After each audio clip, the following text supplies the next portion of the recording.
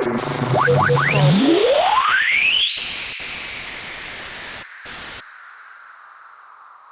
oldest and strongest emotion of mankind is fear. And the oldest and strongest kind of fear is fear of the unknown. This quote by H.P. Lovecraft sums up what is known as the genre of cosmic horror. Picture this: space, a void that can suck the air from our lungs, black holes and burning stars that would reduce our planet to nothing but dust. But that hasn't stopped it from capturing our imaginations.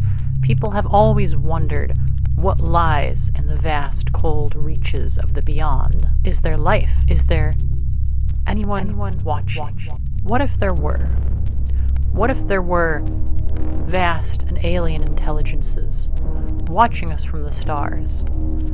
Things on a different level, a different scale, far beyond anything that we can comprehend. This is the setting of Nephthys Media, one of the most underrated ARGs that is currently producing content. I'm Cheshire Wolf, and today we will be looking at Nephthys Media, explaining it, exploring it, and presenting a full visual timeline of the events therein. Hey buds, it's Cheshire Wolf, and today we are looking into an ARG. This is very different from what I usually do on this channel, because usually I'd be doing Let's Plays of video games, which is all well and good. But I've always wanted to try doing some other stuff, and you don't care.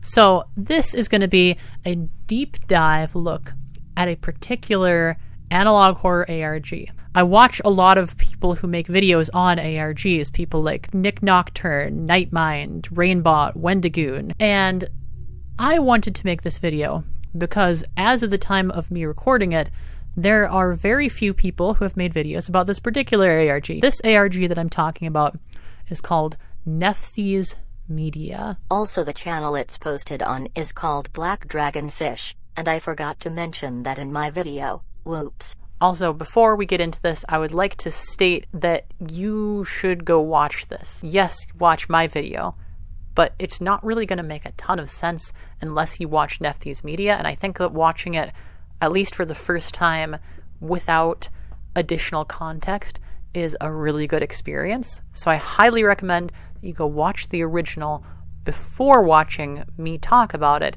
Link will be in the description to the original. Highly recommend it. Go do that. Nephthys Media is different from most other ARGs in a few ways. One of them is scale and scope. What I mean by that is that a lot of ARGs and a lot of horror series on like YouTube or wherever are very focused on the personal level. Nephthys Media is set in space, and it's set far in the future. Now, this alone detaches it from the current reality, and a lot of ARGs are focused on making themselves appear to be realistic in the current reality, and Nephthys Media throws that completely out the window. And I think that's great, because it allows it to focus more on a sense of cosmic horror and a sense of story to it. The other thing is that being set in space and in the future, it is sci-fi horror. It is that intersection, that sweet intersection of those two genres. And I really like that combo. I really like science fiction. I really like horror. So I especially like them when they are combined. I've been talking a while, but let's actually get to talking about what this video is going to contain. First, I'm going to have a brief explanation of all the videos currently existing in the ARG. Then I'm going to have a comprehensive timeline of events, because this ARG takes place over hundreds of years. And then I will finish off with an explanation of characters, like all the different planets and stuff, and theories I have about this, as well as, I forgot to mention, when I go through each video, there will be codes in these videos, and I will be telling you what the codes mean, because that's another thing. This video would not be possible without my fiance. My fiance got into this ARG with me. Immediately upon watching the whole thing, sat down and started writing out this big, comprehensive timeline, and they decoded all the codes in it. I would not be making this video without their support and them basically doing the bulk of the work. So yeah, shout out to my fiance for being the coolest person on the fucking planet. I'm a very lucky person. The first video was planets, and I saw this not too long after it came out, I believe, before like any of the other videos. It starts off with a description of the Observer 4 probe.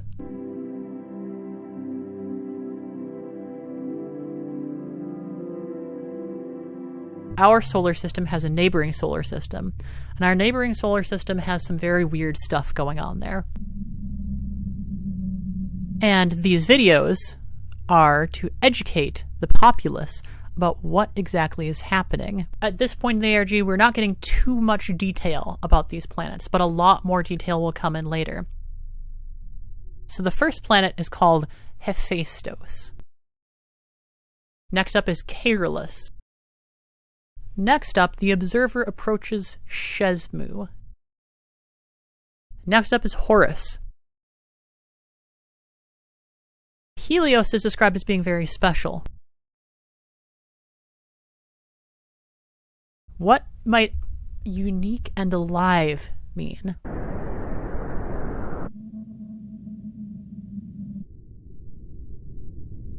This is our first real confirmation some of these planets may be alive. After going past Helios and its moons, the observer approaches Baphomet, and it is described as being black as coal and a terrifying nightmare. Next up, the observer approaches Anuket.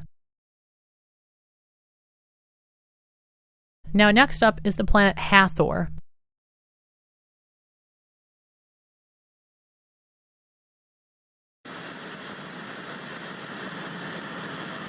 Right away you can see that there's something about Hathor in particular that is noteworthy, and it's critical to the story of this ARG as a whole. Earth and its inhabitants are clearly very tied into this world. This video is the most viewed video on their channel, for good reason, because it's the first, and because it's a great video. The mood is set, the characters are set, because yes, these planets are characters. It really sets the tone for everything that follows. So next up we get a very kind of different video. Language learning. This is the first video that introduces codes. Now not all ARGs use codes, but generally codes are considered to be a big kind of part of ARGs. And I like me some codes. I'm not good at solving them. Good thing my fiance did it for me. So this video opens up with talking about languages and the benefits of learning languages.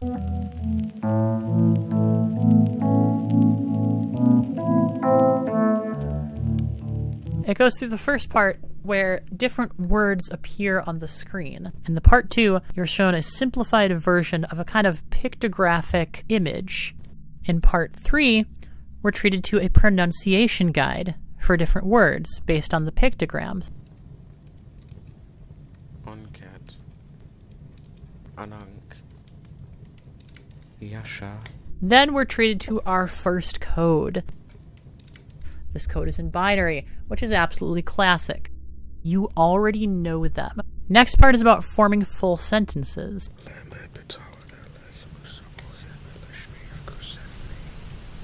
I believe very important for the ARG, specifically the talk about brothers and sisters. It ends by saying you're one of us now, and there's another brief code that flashes on screen.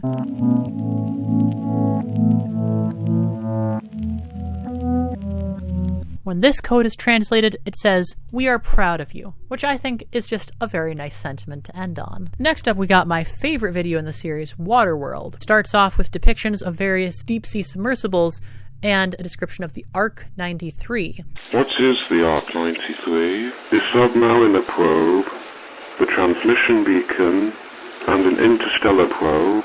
I'll tie this into my big timeline at the end, so I won't go over it in super detail now. Basically, they send a submarine down, a submarine known as the ARG 93, lands on Anuket, and it begins to descend into the depth. As it descends, we're treated to visual images of many different things.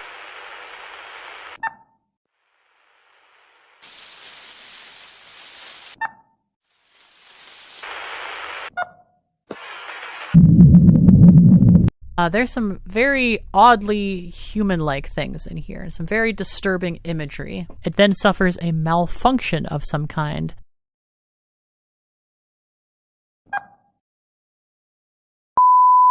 We're then treated to some binary, which, when decoded, says, "I can't see," which is a little ironic because it's a giant eye. What else is it going to do? And already we're kind of starting to delve into the individual planets. This is the first one that's delved into, but it does not stop there. The next video is planetary electromagnetic waves. This is a real thing where by measuring the waves that a planet puts out, you can basically listen to what a planet sounds like. It's actually quite cool. Throughout this, some notable things, a little focus on Tartarus. Tartarus, when you listen to it, sounds like it has a heartbeat. Which makes sense because Tartarus has been stated to be alive. There's also binary code here which states Tartarus is a prison, which fits in with what we know about its role in mythology. I think I'm going to talk about the mythology later. Also, binary code in the video description that says, "I was meant to be great, I was meant to be beautiful. Now I am rotten, now they hate me, I am all alone, drifting through the darkness. I want to scream." Next up is a little video with a binary title, which just translates as space. It's kind of just this jaunty little music video showcasing the planets again.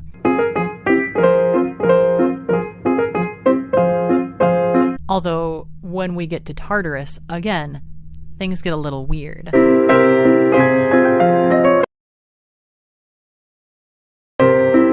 Audio cuts out, and there's a message in binary that states, "Big Brother hates me." Now, this could really be referring to any of the planets, but it's also interesting because I don't think most of the moons are the brothers or sisters, so I'm not entirely sure what Big Brother is referring to. It also ends with the same H.P. Lovecraft quote that I began this video with. "The oldest and strongest emotion of mankind is fear, and the oldest and strongest kind of fear is fear of the unknown." That quote basically sums up what cosmic horror as a genre is usually trying to do, and so I think it fits perfectly here. Then we have the Dreamer. This is all about the Upsilon 87 mission.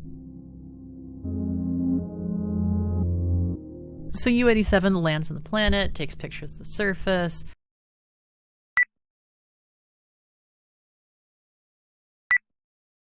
And the planet seems, at this point, I believe this might be the first time that the planet directly addresses the viewers.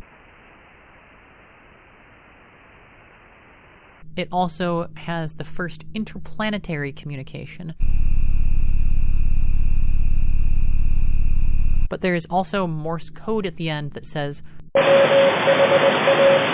"What are you hiding, first brother?" Also, based on the description, February 31st is a date that exists in this alternate universe, and I just think that's really funny. Then we get to the Warden. Another thing that has to be understood as far as this particular ARG goes, Nephthys Media is a company that exists in this universe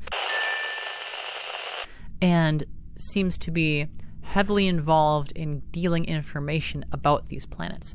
They periodically release tapes, and these tapes that they release are more often than not the literal videos on this YouTube channel, just presumably in tape form. So the Warden is an attempt by Nephthys Media to bring attention to Horus because Horus is underappreciated. And I like Horus. Horus is one of the most interesting ones to me personally. Horus has big mountain ranges, and there's also the cicatrix cluster called the Eyes of Horus. It's called that for good reason. There's also multiple Caesar ciphers in this. It's one of the simplest, most widely known kinds of encryption techniques. It's a substitution cipher in which each letter is simply moved forward or backwards on the alphabet a certain amount of times. For instance, a Caesar cipher with a shift of 3, A would then become D. Typical version of this is called the ROT13 system. It was developed in ancient Rome, and basically it's just a Caesar cipher where the letters are shifted 13 spaces. The first one of these Caesar ciphers states, "Why haven't you stopped them yet, you traitorous fool?" The next one states, "I can feel it again, the burning. Why must her offspring keep burning me?" This could be interpreted a lot of ways, I'm not entirely sure, but her offspring, it does make me think of Baphomet. We'll talk about Baphomet later. Next video is just a little teaser trailer for Second Brother referring to Shezmu.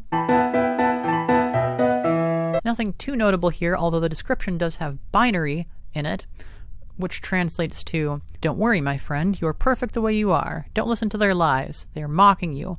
I love you. You're the only thing I have left after all this time. Don't listen to them. Don't listen to them.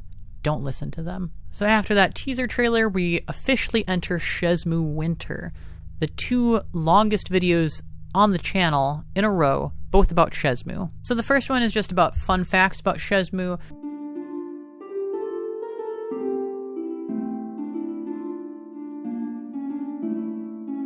Also talks about Sekhmet, which has not previously been mentioned but may have been referred to, not by name.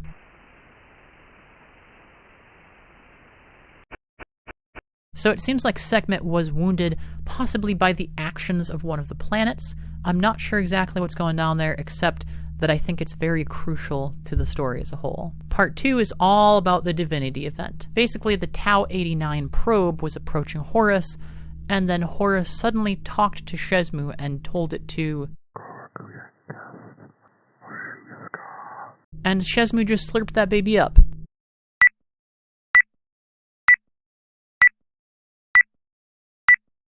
Basically, it telekinetically drew the probe towards it at extreme supernatural speeds. Although the probe itself is destroyed, the paired orbiter is also drawn down and is not destroyed right away. It's actually drawn into the mind of Shezmu.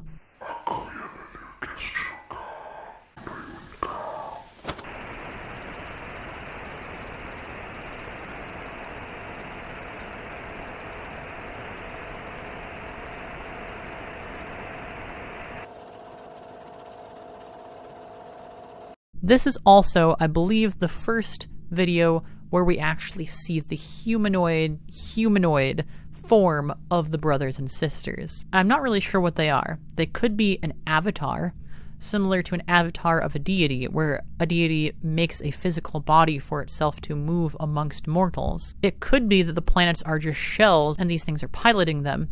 It could be that these are the physical forms that they used to have before being turned into planets in one way or another, or it could just be some sort of representation. It's very unclear how literal these forms are. We do see all the brothers and sisters, as well as the mother servant and Mother herself.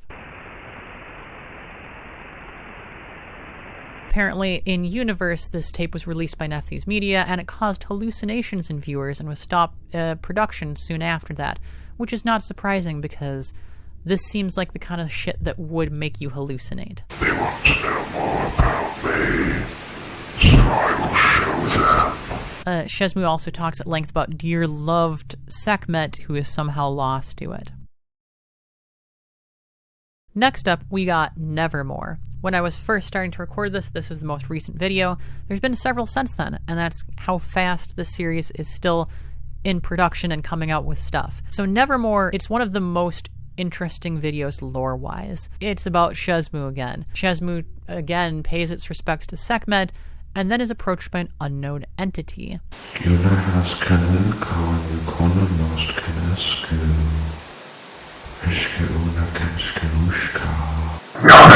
If you go to the community page, we can find the same image from the video, and it's captioned Apophis the Messenger. Now, Apophis is one of the moons of Baphomet. However, it doesn't seem to be working for Baphomet currently. It seems to be passing on a message from Helios, requesting Shezmu's presence. We then enter the mind of Helios, which is described as a tortured soul, and is also the first use of live action in the series.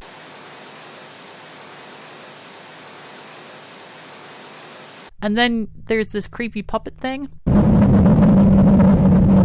It's one of the most visually interesting videos, and it really seems to be ramping up the lore. Since then, we've gotten a few more videos. They're kind of making some short versions of previous videos, kind of like little teasers. Then we come to this video called Thalassophobia.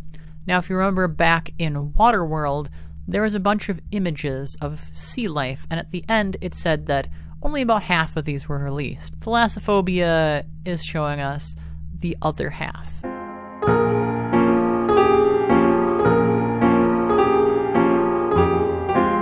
There's not a lot of different lore. It doesn't really tell us anything more about the series as a whole, but considering Anuket is one of the coolest planets and the sea life is one of the coolest things in this ARG, I'm definitely not complaining. It's a great video. Last up, we got the court teaser.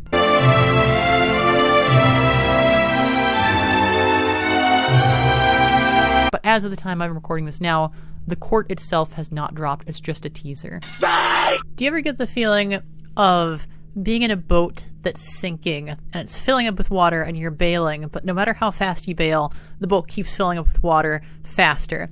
That's me doing this video. This has turned into way more of a project than I thought it would be, because Black Drag0nfish is coming out with more and more content constantly. And that's great. That's fantastic. They're so cool for doing that. I'm desperately trying to address everything by the time I get this video out. I've never done a video like this before. Have I made that clear? In the time since my last recordings, 2 videos have dropped. The first is empire.mp4. When it was first dropped, titled execution.mp4 was later changed. The second one is nobility of the planets, which I believe is the court video that the court teaser is about. But, I mean, I may be wrong, but, like, this sure seems like it's this huge lore drop. Huge lore drop. So, Empire basically sets up the driving conflict here. And one thing that is interesting about this series is how much is transformed from what it initially seemed to be. Because it initially seemed to be, there's some creepy planets, and some of them have weird things on them, some of them are alive, but they're hostile to human life, we should be scared of them. That's so not what it is now. It's so different. It's so changed, because now it's basically this whole hierarchy, this whole alien civilization. They are currently going through a number of bloody revolutions because this civilization is like super oppressive, low-key, like kind of fascist. I'm not an expert on political ideology, so I can't say that for sure. Monarchist, maybe, I guess. They're really bad. They're really bad. Basically, there's this court of royals, which are the planets, and they rule over all the lesser castes in their society. And their word is law, and they make them toil for them endlessly. And some of these people who are lower down don't like that. They want respect. They want a break.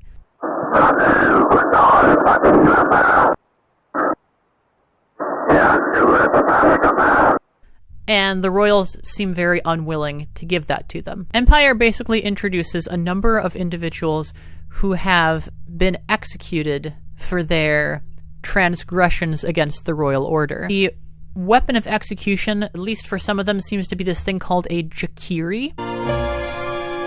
Now, in the community tab, there is notably the blade. Now, that could very well be the jakiri. It could be some special planet-killing blade.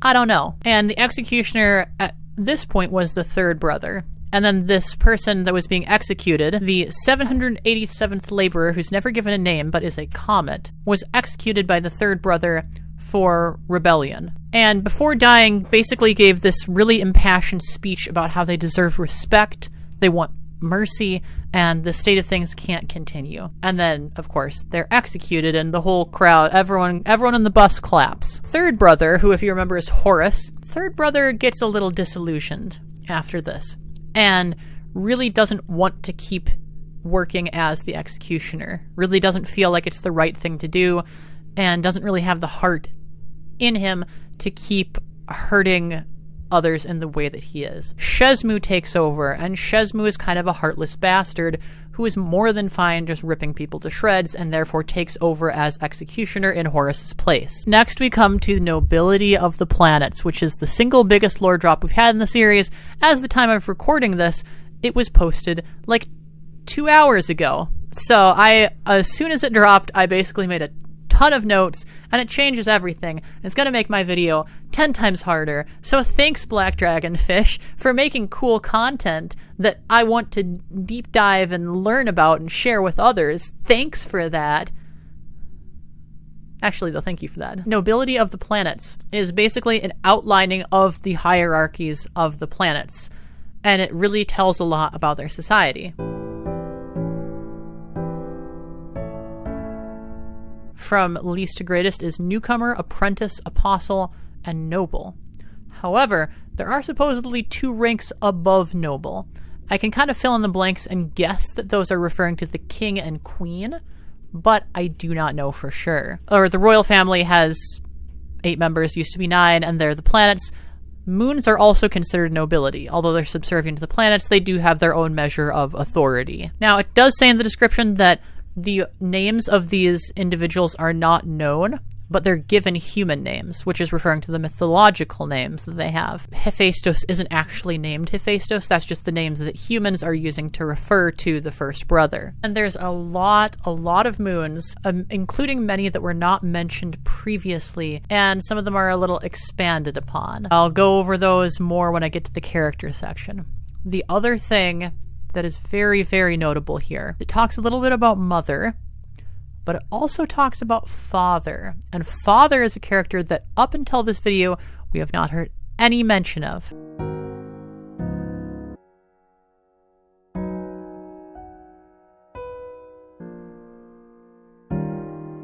Now, we don't get a name of this father, but we do get some titles, such as the recluse, the coward, he who is afraid, the king who abandoned his children and fears the queen. We can kind of get out of that the father used to be an important figure, but he has since left and drawn back, and we don't know if that's just out of fear or if he doesn't like how their society is being run. We don't know that. So possibly a very interesting figure moving forward, but currently we don't really know a lot except that he exists. We also get a reference to the 5th brother.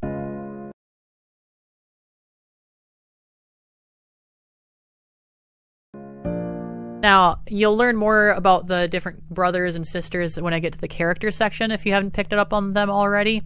But the 5th brother has not been named yet, but is referred to as the soothsayer and he who saw everything. Now, notably, in the community page, we do actually see the 5th brother. It looks a lot like the malachite stone. It's very pretty.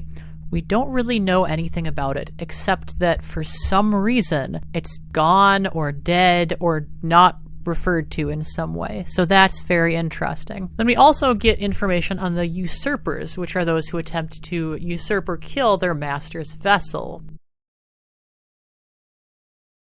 All of their usurpers have been killed. These were delved into in a little more depth in the Empire/Execution MP4 video, but this is kind of just bringing us back to that and being like, yeah, these people are still here, they're still fighting for their freedom, and they're still demonized by the powers that be. There's a famous usurper who used to be a servant of Careless who attempted to assassinate Shezmu. Spoiler alert, it didn't go well. Shezmu killed them with a single blow and was just like bored by the whole thing. So not only are the royals considered more important by society, they're also just crazily more powerful than the lower ranks, which is probably how they're able to maintain such a strong hold on them. And that's basically what we get out of this video, but it's really interesting because it sets up a lot of characters, and it really actually spells out the hierarchies that we were only guessing at before. There are some additional parts to this ARG that are not covered in the video. Specifically, they are in the community tab of the channel. Not all of the posts have a lot of lore into them. Some of them are just like mood setting pieces. Then we get this post that has yet another ROT13 Caesar cipher to it, which translates to, I want you to explain, second brother. That's all I want. An explanation. Second brother, of course, being Shezmu. The last few posts have all been about individual members of the court. If you're getting into this, keep an eye on that community page as well as the videos, because there's information in there that is interesting to look at in regards to the whole series. Now we're getting to the timeline part. What this is a in-order listing of every single date that shows up, with a couple exceptions. Now, some of these are not super important dates, but they showed up. The dates that I didn't include were all the different weird messages from U-87 after it was trapped on Hephaestus. There's a lot of them. They're weird. It doesn't really seem relevant to have all of them, but that is the one big exclusion that I had. Otherwise, I'm just going to talk you through the whole timeline of events here. Also, if you want to study this timeline on its own, there will be a link in the description for you to go check that out if, in case you want to peruse it more in depth in your own time. So, this is my comprehensive timeline of Nephthys Media. In March 24th, 2038, the 04 program began. This is the program that was basically to go to the unnamed solar system and figure out what was happening there, or figure out anything. They didn't really know anything at this point, as far as I know. So on August 30th, 2074, it first approached the neighboring solar system. September 12th, 2074, takes photos of local asteroids. Then on September 24th, it approaches Hephaestus. On October 18th, it approaches Carolus. December 23rd, it approaches Shesmu. On the 24th, it spots an unknown object and subsequently loses connection. That's when it didn't get really any images of Shesmu. It only regained its connection on January 6th, resuming the mission at that time. Then on January 16th, it finally approaches Horus. Then on the 7th, it approaches Helios. The 19th, it approaches Baphomet. And on April 29th, it approaches Anuket. On May 30th, it approaches Hathor. On May 31st, it once again loses connection before regaining connection later that year in October, the 24th. No images were taken after this, and then on February 1st of 11 years after that, it approaches Earth. So this is basically the timeline of the first video, the planets video. Then we get into a lot of different missions. Now, if you didn't notice, this was color-coded. The 04 mission was red. All the others are color-coded as well. So Upsilon 87 mission begins. That is the mission that was heading to Hephaestus. March 3rd, 2114, which you'll note is quite a bit after the others. March 5th, the Tau 89 mission begins. Now, the Tau 89 mission is the one that later on will take place in the Divinity event. It was originally meant to go to Horus, but it doesn't quite make it there. Now, the next date is sometime in March in 2114, the Iota 82 mission launches to Tartarus. The exact date is unknown, and that's all the information we have on that currently, but presumably in a future video on their channel, we'll get to learn the fate of that mission. March 7th, 2114, the ARG 93 mission begins. That's heading to Anuket. The green text here is what I've used for the Nephthys, anything related to Nephthys Media. And if I reference Nephthys Media in this timeline, it is referring to the in-universe Nephthys Media and not the channel Nephthys Media. Nephthys Media, or anything that is taking place on Earth, will be in green. So sometime in 2157, the Horus tapes are created by the Nephthys Media.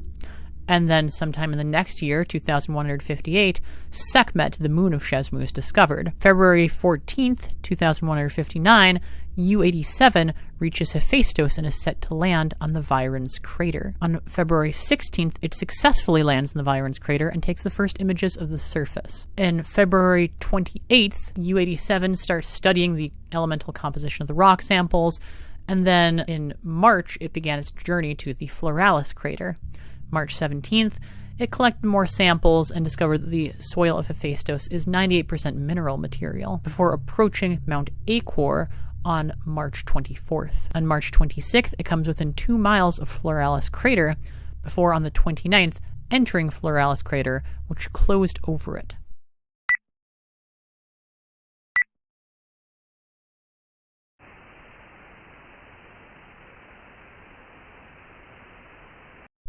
On the 30th, it begins transmitting a series of strange messages. It stops taking photos and samples, but continues to transmit the strange messages. These messages are transmitted over a number of years. I did not include them in this timeline because they're in order in the video, The Dreamer. You can just watch that if you want to know about those messages. So now we are looking at the Tau 89 mission. March 22nd, 2160, which is 1 year after the Upsilon 87 missions. It approaches Horus, and then the divinity event occurs.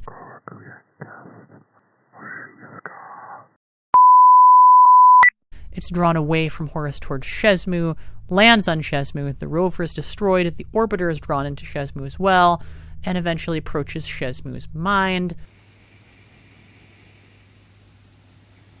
before going offline. The mission is deemed a failure. Now, back on Earth, in 2161, sales of the Horus tape were beginning to fall off. The Nephthys Media released the tape dedicated to Shezmu and its moon Sekhmet. A year later, it ceased the production of the Shezmu tape due to 83% of viewers destroying or returning the tape after experiencing vivid hallucinations. And then a year after that, the Horus tapes were also officially retired, although many of them remained in circulation. Later in 2163, the ARG 93 mission approaches Anuket. It lands in Anuket and begins to descend, and during this descent takes a number of different photos of the different sea life at these various levels, eventually going through the Midnight Zone and the Hadal Zone, before eventually experiencing a sudden rapid descent due to some sort of malfunction, capturing an image of a large humanoid eye in December of that year. Transmission beacon is deployed, they get all the images, and the mission is complete. Sometime in the years of 2164 to 2165, the Nevermore clip is released. It was originally part of a hour-long documentary on Helios, which was never released, and this clip from the documentary was considered too disturbing to show the public.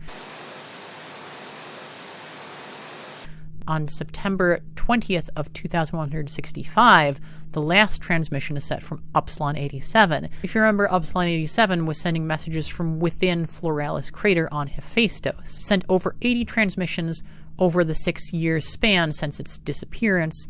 It's eventually deemed inactive, but the mission is deemed complete due to the information they've gained from that. In 2196, several decades later, that's when the electromagnetic waves of the solar system are converted into sound waves, and that's when the planetary electromagnetic waves video takes place. And then the last and latest date that we currently have is in 2244. It is the possible completion of rovers that are planning to land on the moon Sekhmet. Again, this is something that very likely we'll get more information on as this ARG progresses. We don't currently have a lot of information on it, though. So now let's talk about the characters. There is an incredibly long list of characters. I'm going to give descriptions of the main characters, what their names mean in mythology, have like some brief kind of overview of what they're like in this ARG. Now, I kind of consider the space probes, to be characters, but those, you kind of see their journey in the timeline. I'm not going to go through those. What I am going to go through is the planets and the moons. I'm not going to do super deep because some of the planets have like a bajillion moons, like so many. So I am going to do a lot of research for this and figure out what all those names mean in mythology, and I'm just kind of going to rapid fire go through all the moons. Disclaimer 1, I am not going to pronounce all of these correctly because I don't know how to. Disclaimer 2, all of these deities that I'm going to reference are very interesting and important things that deserve lots of information studying. I only have so much time, so I'm just going to give you a very kind of a brief description of the deity. Cool? Cool. Also want to mention Nephthys, as in Nephthys Media. Now, Nephthys is an Egyptian goddess of the sky, the night, embalming, and is the sister wife of Set. Mythology is a little weird like that sometimes. First off, we got Hephaestus, the first brother. In Greek mythology, Hephaestus was the god of the forge who made weapons for the other gods. Within Nephthys Media, his titles include the Dreamer, He Who Stares at the Abyss, and Lord of the Abyss. It's a small blue Mercury-like planet, which is approached by Upsilon 87. It has 4 moons. The first one is Viridis. Viridis is not referring to any god, but it means life, especially plant life. It also has 3 moons, which are only mentioned in the Nobility of the Planets video. First one is Harishaf, which is an Egyptian deity similar to Hercules. There's Merit Seeger, an Egyptian cobra goddess who guarded tombs, and Vulcan, who is basically just the Roman version of Hephaestus. Then we get to Carolus, the first sister. Carolus is not a god, but it refers to the sea, sky, or dark blue or green in color. Her titles are Wrathful Beauty or the Mistress of Beauty, and she's very Saturn-like, called the Blue Saturn. She has more moons than any other planet. The 2 that are mentioned in more videos are Khnum or Khnum, I don't know how to pronounce that, an Egyptian god who was divine potter and formed the other gods from clay. Then we also have Tefnut, who's an Egyptian god of dew and rain. Now, there's quite a few others. I'm just going to kind of go rapid fire through them. Epidemic was the Egyptian lion-headed war god with 4 arms. Patacatl was an Aztec god of fertility and healing. Heka was the Egyptian god of magic. Thoth was an Egyptian ibis god of knowledge. Nemti was an Egyptian ferryman god. Paket, or She Who Scratches, was an Egyptian lioness goddess of war. Hedetet was an Egyptian scorpion goddess mentioned in the Book of the Dead. Merit was an Egyptian goddess of singing and dancing. Meshkenet was an Egyptian goddess of childbirth. Siker was an Egyptian funerary god. Wepwawet was an Egyptian wolf god of war. Quetzalcoatl was an Aztec rainbow serpent god of the sun. Akat was a Mayan deity of tattoos. Bastet was an Egyptian cat goddess of motherhood and war with ties to Sekhmet. Renenutet was an Egyptian cobra goddess of nourishment and the harvest. On to the second brother, Shezmu. I'm kind of hurrying this along because otherwise this video is going to be 3 hours long.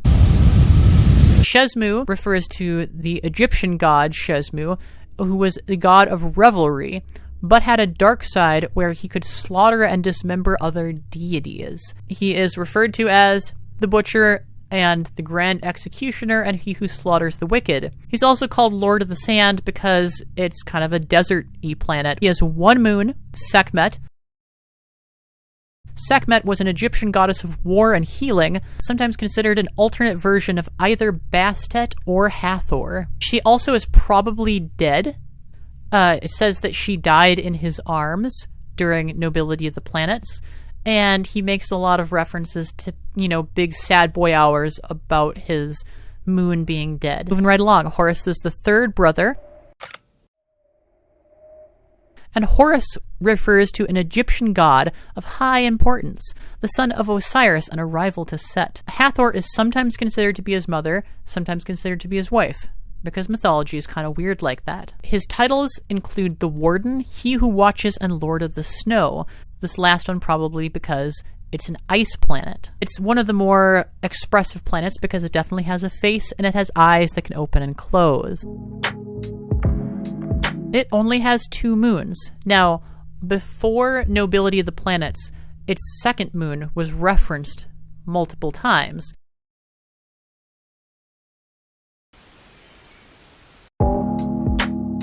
But was never given a name. Its first moon is Ammon, which is an Egyptian god known as the Hidden One, connected to invisibility. But its 2nd moon finally was named its Montu, and also it's deceased.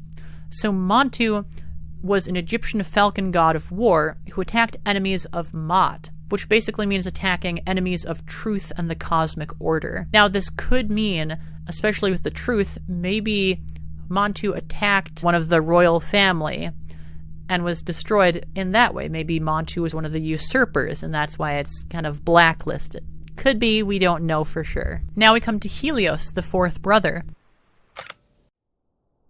Helios refers to a Greek god who drove a flaming chariot across the sky, was sometimes considered a titan, which are the beings in Greek mythology that predate the gods and created them. His titles include the Disgrace and He Who Mourns. Also has a metric fuck ton of moons. Helios's moons also are described as more organic than any of the other moons. However, only 3 of them have recurred throughout the series and are probably the only 3 important ones, starting with Hemera, which as of Planetary Electromagnetic Waves video is listed as deceased. Hemera was a Greek goddess who was the personification of day. Tartarus is very, very important. Tartarus refers to the lowest and darkest part of the Greek underworld. It was a prison for dead souls and was basically the closest thing in Greek mythology to hell. It is the most unique of all the moons because it is the most organic. It is also considered to be a gateway to somewhere we don't know. It's still alive as of Planetary Electromagnetic Waves. Clearly there's going to be some big reveal as far as Tartarus is concerned. It's going to be super important. I know it is. And the last of the 3 more important ones is Ananke. That refers to a Greek goddess who is considered to be the mother of the fates and a dictator of universal destiny. As of Planetary Electromagnetic Waves, it's listed as presumably deceased. Now, on to the others, rapid fire like usual. Bennu was an Egyptian deity of rebirth and the sun and may be the originator for the Phoenix legend. Also, 101955 Bennu is an asteroid about 1,600 feet in diameter that is a potentially hazardous object. It has a 1 in 1,800 chance of hitting the Earth sometime between 2178 and 2290. That might not seem scary at all, but it is interesting that that's around the years that this ARG is set. I don't know if that's intentional or not, but interesting to think about. Alright, Ixtab, a Mayan goddess of suicide via hanging, also shows up in the community page. Very cool. Ptah was the Egyptian god of crafting and artifice. Khepri was the Egyptian scarab god of the morning sun and rebirth. Serket was an Egyptian goddess of nature who could heal venomous stings and bites. Also refers to the worst character in the webcomic Homestuck. Cabracan was the Mayan god of earthquakes and mountains. Huitzlopochtli was an Aztec god of human sacrifice. Nefertem was an Egyptian god of water lilies and possibly the son of either Sekhmet or Bastet. Mahez was an Egyptian lion god of war and was the son of either Sekhmet or Bastet. Sobek was an Egyptian crocodile god of protection. Xolotl was an Aztec god of fire and lightning who guided the dead and was a twin to Quetzalcoatl. Itzapopolotl was an Aztec skeletal warrior goddess, which is just kind of badass. Quebesenuef was a falcon god who represented one of the 4 canopic jars that were used by the ancient Egyptians to house the organs of mummies. Next up we have Fifth Brother, who is only referenced in Nobility of the Planets, although we also do see an image of him in the Community tab, referred to as the Soothsayer and He Who Saw Everything, but we don't really have any information on him yet. Makes you think. Then we got Baphomet, also known as Mother.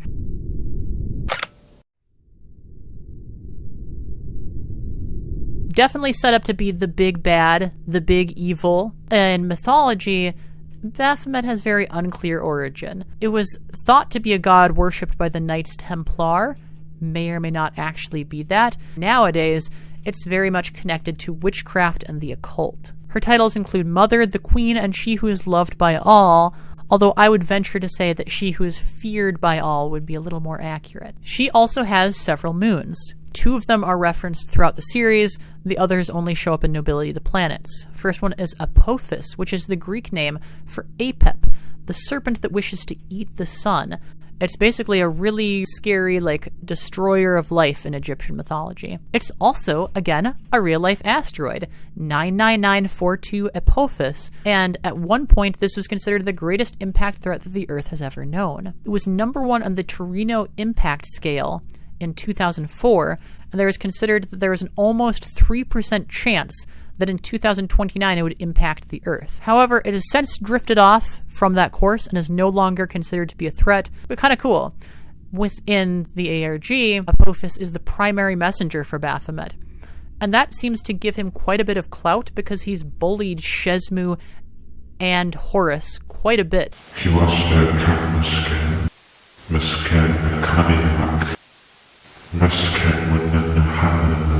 Then we have Nyx, who is the Greek goddess of night and darkness. Amet was an Egyptian monster demoness who devoured the souls of the unworthy, which is metal as hell. Camazotz, who was the death bat god of Mayan mythology and associated with night, death, and sacrifice. Tlaloc, who is the Aztec god of rain and storms. Xochipilli, who is an Aztec god of art, games, and flowers, which is a little out of place here. Fetket, who was a butler and bartender to the Egyptian god Ra. You can kind of guess what his role is here. I'm going to guess a butler. And Atlacoya, who is an Aztec goddess of drought and barren land. Moving on from Baphomet, we come to Anuket, the second sister. In Egyptian mythology, Anuket was the goddess of the Nile River. In the ARG, her titles include the Melodist and Mistress of the Ocean, so presumably she does some music stuff. And up until, again, Nobility of the Planets, which really shook things up, it was stated to have many moons, but none of them were named. However, now we have names for some, at least some of them. Opochtli, which was the Aztec god of hunting and fishing. Scylla and Charybdis, who in Greek mythology were twin sea monsters. They lived on either side of this big channel in the ocean. Paryakaka was an Incan god of water and rainstorms. Kebahut was the Egyptian goddess of embalming liquid. Renpet was an Egyptian goddess whose name was used to represent year. Auwilix was the Mayan goddess of the moon. Henenet was an Egyptian goddess of childbirth. Shak was a Mayan rain deity who had a lightning axe. And Wepset was an Egyptian cobra goddess who destroyed the enemies of Osiris. From there, we move on to Hathor, the third sister.